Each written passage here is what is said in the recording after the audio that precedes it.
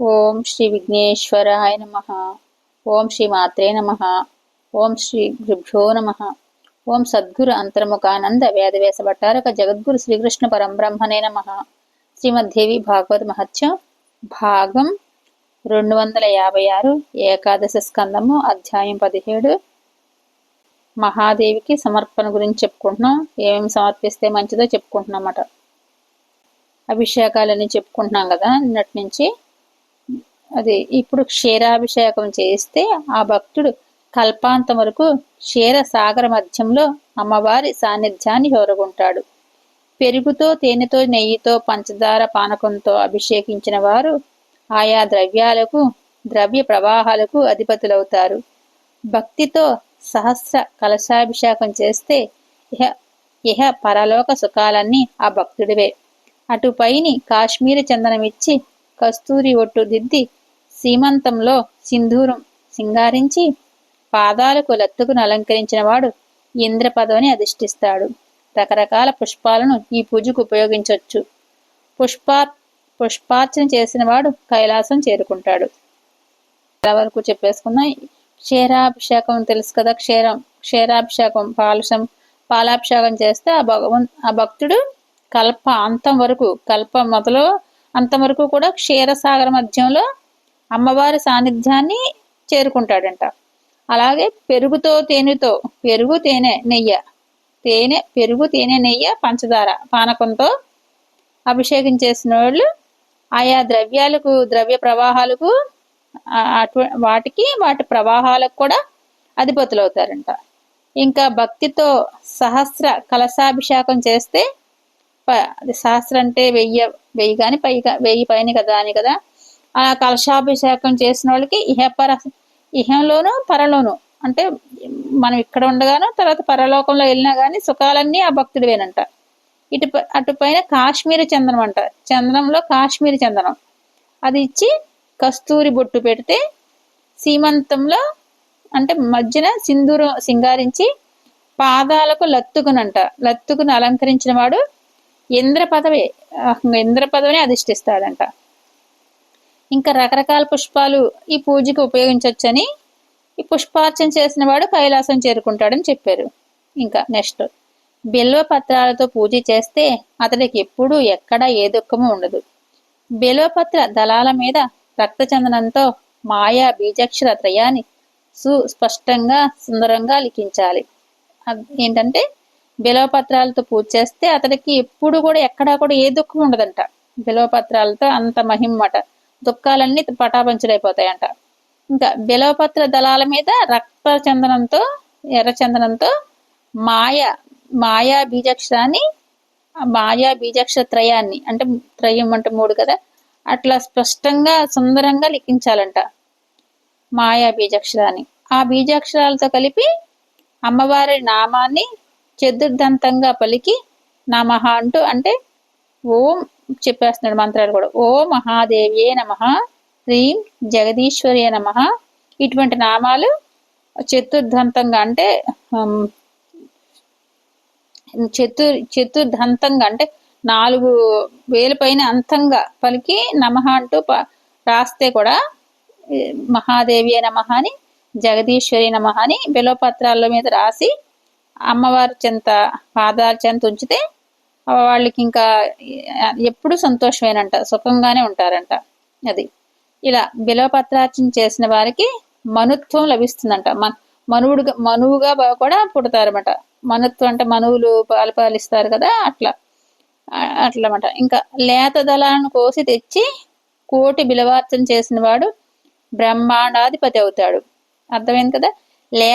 లేతగా ఉన్న దళాలు అయితే అవి తెచ్చి కోటి బిలవార్చన చేసిన వారికి బ్రహ్మాండానికి అధిపతి అవుతాడంట.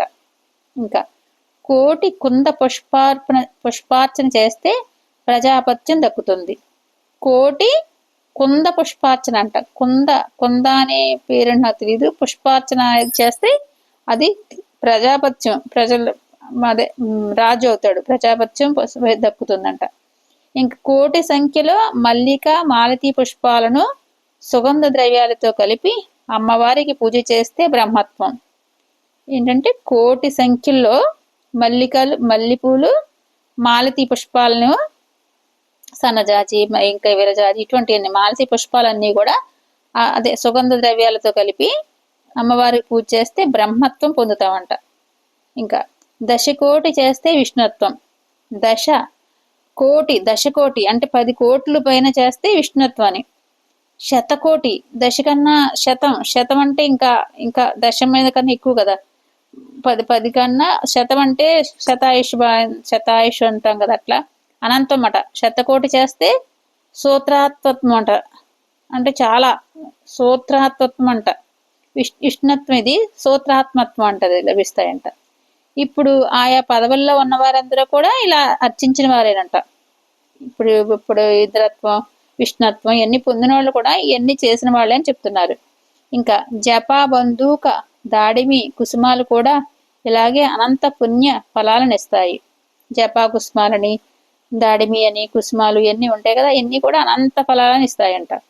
ఆయా ఋతువుల్లో దొరికే పువ్వులతో సంవత్సరం పొడవున అమ్మవారికి సహస్రనామార్చన చేస్తే మహాపాతక ఉపపాతకాలన్నీ నశించి ముక్తి లభిస్తుంది. ఏంటంటే ఏ ఋతువుల్లో దొరికే పువ్వులతో, ఒక్కోసారి మల్లెపూలు దొరికే టైంలో మల్లెపూలు, చామంతులు దొరికే టైంలో చామంతులు, అట్లా కదా ఏ పువ్వులు దొరికిన టైంలో ఆ పువ్వులతో అమ్మవారికి సహస్రనామార్చన చేస్తే సర్వ మహాపాతక ఉపపాతకాలన్నీ నశించి ముక్తి లభిస్తుంది. అన్ని పాపాలన్నీ తొలగిపోయి ముక్తి కూడా లభిస్తుంది అని చెప్తున్నారు. ఇంకా దేహాంతంలో శ్రీదేవి పద సన్నిధికి చేరుకుంటాడు. ఇంకా దేహం విడిచెళ్ళిన తర్వాత అమ్మవారి పాద చెంతకు చేరుకుంటాడని. ఇది దేవతా నాయకులకు కూడా దుర్లభమైన పదవని. ఇవన్నీ చేస్తాకి దేవతా నాయకులకు కూడా దుర్లభం అంటున్నారు అనమాట. ఇంకా కృష్ణ గురు కర్పూర చందన శిలిహ ఆజ్య గగ్గులు సమన్వితంగా ధూపం వేస్తే దేవి ప్రసన్నురాలై ముల్లోకాలను తెచ్చి ముంగిట నిలుపుతుంది. కృష్ణ గురు అని, కర్పూర చందన, శిలిహిక, ఆజ్య గగ్గులు అని ఇవన్నీ కూడా కలిపి ధూపం వేస్తే అమ్మవారి ప్రసన్నురాలై ముల్లోకాలను తెచ్చి మన ముంగిటే ఉంచుతుందంట. అంత జయిస్తామని. కర్పూర కండాలతో నీరాజనమిస్తే సూర్యలోక నివాసం సిద్ధిస్తుంది. కర్పూరం ఖండాలతో నీరాజనమిస్తే సూర్యలోక నివాసం సిద్ధిస్తుంది. శత దీపార్చన, సహస్ర దీపార్చన, కోటి దీపార్చన చేసిన వారికి ఇదే పుణ్యఫలం దక్కుతుంది. శత అంటే అనంతం కదా, అదే సహస్రం కన్నా ఎక్కువ కదా. అలాగే సహస్ర దీపార్చన, శత దీపార్చన, కోటి దీపార్చన చేసిన వారికి ఇదే పుణ్యం దక్కుతుంది అంటున్నారు అన్నమాట. ఇంకా అమ్మవారి ఎదుట పర్వతాకారంలో నైవేద్యం నిలపాలి. అమ్మవారికి ఒక పర్వత ఆకారంలో నైవేద్యం నిలపాలంట, అంత పర్వత ఆకారంలో అంతా.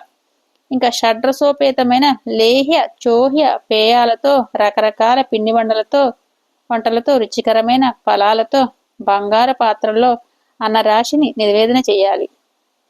రకరకాల పిండి వంటలు పెట్టాలంట. అమ్మవారు తృప్తి చెందితే జగత్రయం తృప్తి చెందుతుంది.